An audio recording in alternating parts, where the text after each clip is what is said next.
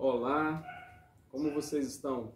Sejam bem-vindos mais uma vez à nossa aula de ensino religioso. Eu sou o seu professor Elilton e estamos aqui para compreender um pouco mais lições importantes e princípios que podemos tirar, extrair da Palavra de Deus e colocar em prática, ok? Seja muito bem-vindo você, aluno do 7º ano, para mais uma aula de ensino religioso. Mas antes, eu queria convidar você a fazer uma breve oração. Santo Deus e bondoso Pai, muito obrigado pelo privilégio que o Senhor nos dá de mais uma semana estarmos estudando não só a Tua Palavra, mas também todo o conteúdo necessário para a nossa formação intelectual. Dá-nos a Tua paz, abençoa esta família com este aluno, em nome de Jesus. Amém.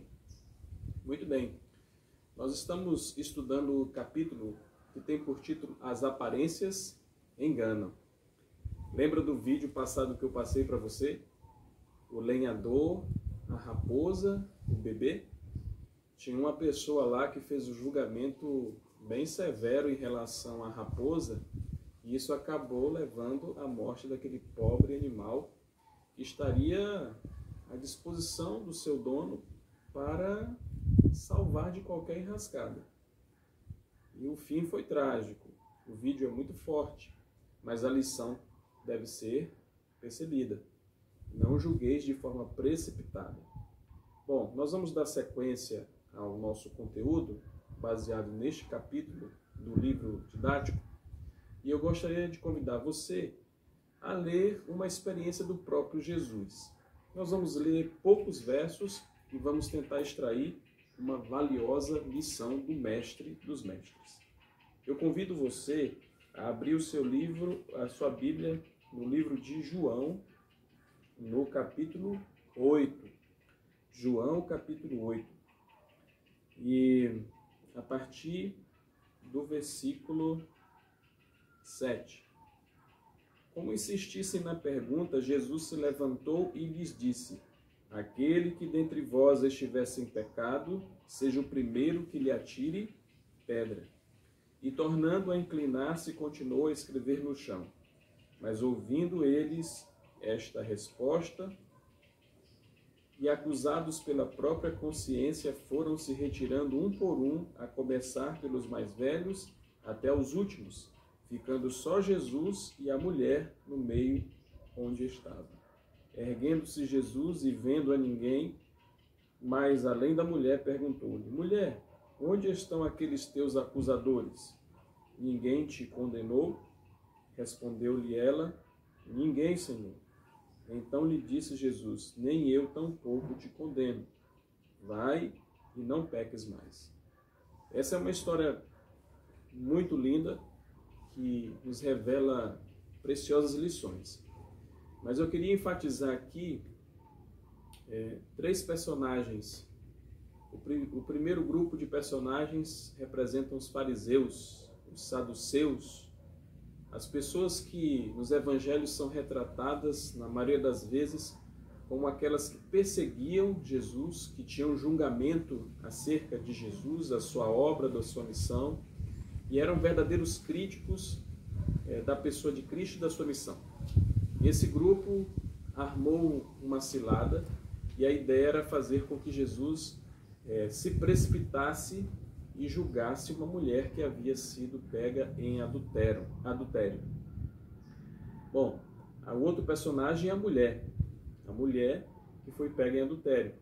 Ela era uma prostituta e naquela época a sociedade seguia uma lei mosaica que dizia que alguém que fosse pego em adultério deveria ser morto através do apedrejamento. Então percebam que a situação não era fácil. E Jesus, que é o personagem principal dessa história. Então o que foi que Jesus fez? Jesus apontou a necessidade de que os fariseus fizessem uma releitura da sua própria situação para saber se havia neles dignidade suficiente para realizar tamanho julgamento. Ali Jesus nos deu uma grande e importante lição. Lembra-se que nós falamos nos nossos encontros anteriores sobre a questão do julgamento, o porquê de não julgarmos de forma precipitada, porque nós não temos a onisciência de Deus para saber por quais motivos a pessoa age, fala, pensa, se veste, né? Trabalha no que faz. Nós não temos essa capacidade de entender profundamente porque as pessoas são do jeito que são. Então, Jesus deu aqui uma grande lição. Se você não tem pecado, ou seja, se você não tem defeito, então você pode tirar a primeira pedra. O interessante aqui é que havia uma única pessoa que podia fazer o julgamento perfeito e poderia até dar a sentença final. E essa pessoa era Jesus. Mas é interessante que, ao invés de julgar e condenar, Jesus deu o perdão e a salvação para aquela mulher. E assim nós também devemos agir no nosso dia a dia. Esse é um grande exemplo. Agora, esse é o exemplo de Jesus. Vamos trazer 3 razões porque os cristãos, porque nós, de uma forma geral, não devemos julgar as outras pessoas. E eu queria convidar a você a abrir a palavra de Deus no livro de Tiago. Você vai agora lá para o final da Bíblia, no livro de Tiago, no capítulo 4, no versículo 11 e 12. Diz assim: Irmãos, não faleis mal uns dos outros. Aquele que fala mal do irmão ou julga a seu irmão, fala mal da lei e julga a lei. Ora, se julgais a lei, não és observador da lei, mas juiz. Um só é legislador e juiz, aquele pode salvar e fazer perecer. Tu, porém, quem és que julgas o próximo? Percebam que as palavras do apóstolo Tiago não são assim tão tranquilas. Elas são duras, porque realmente esse é um mal que aflige a humanidade. Agora, quais seriam as 3 razões que nós podemos extrair desses 2 versos que nós acabamos de ler? Primeiro, não devemos julgar porque essa atitude não é uma atitude cristã. Lembra? O cristão, tudo que ele realiza, ele pensa no bem-estar daquele para quem ele está realizando. Quer seja falar, quer seja pregar, quer seja cantar, tudo para o benefício do próximo. E quando fazemos isso, nós nos sentimos muito bem, não é verdade? Agora imagine você, o livro diz assim, o livro didático de vocês. Imagine a situação de um artista. Quando você critica o quadro dele, é como se você estivesse criticando o próprio artista. Quem foi que criou o ser humano? Foi Deus. Então, se nós criticamos os seres humanos, se nós somos precipitados em nossas palavras, se nós ofendemos as pessoas, se nós usamos de má fé para com elas, eu pergunto para você, a quem realmente nós estamos criticando? O artista, o criador que fez a pessoa assim como você. Então essa atitude ela não é uma atitude cristã. Pessoas cristãs que criticam outras diariamente, julgam em tudo, são pessoas que não são queridas, não são amadas. E Jesus disse que nós precisamos ser um exemplo. Ok? Primeira razão, porque não é uma atitude cristã. Segunda razão, porque Deus reprova esse comportamento. Você prestou atenção nos versos que nós lemos? Deus não tolera. Lembra que Jesus disse que à medida com que nós julgarmos, nós também seremos? Então precisamos tentar nos colocar no lugar da pessoa. E é por isso que Deus reprova tanto essa questão. Veja aqui Jesus. Jesus estava diante da mulher adúltera, que nós acabamos de ler. Mas ele fez de tudo o possível para redimi-la, para salvá-la. Ele poderia criticar? Poderia. Ele era um Deus justo, como é ainda. Porém, ele não o fez. Ele preferiu dar uma oportunidade para a pessoa. Jesus conhecia a vida daquela mulher, assim como conhece a nossa. Então nós precisamos tomar muito cuidado. Ao invés de condenar, Jesus disse: eu também não te condeno, você está perdoada. E depois ele disse assim, ó, faz o seguinte, para você viver melhor, não peque mais, não pratique mais a prostituição, para que você seja verdadeiramente feliz. Então Jesus salvou o pecador, condenou o pecado e orientou a pessoa a andar na linha. É assim que Deus faz, e é assim que nós devemos fazer, tudo com amor. E a terceira razão pela qual nós não devemos julgar, segundo Tiago, capítulo 4, 11 e 12, é que essa atitude ela traz consequências indesejáveis, não só para a vida da pessoa que é criticada, mas também para nós. Já pensou nisso? As pessoas não gostam de ficar muito próximas de outras que costumam julgar constantemente.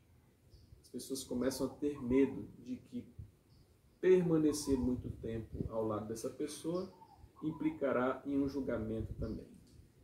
Então, há consequências e elas podem ser graves. Faça o seguinte, pratique isso. Antes de julgar uma pessoa, escreva o que você iria falar sobre a pessoa. Analise, respire, pense de que maneira isso vai contribuir para o crescimento dela e vai te ajudar em alguma coisa. Pois é, vale a pena. E eu termino aqui esse nosso encontro mencionando uma palavrinha que está presente lá em Mateus 7, versículo 5.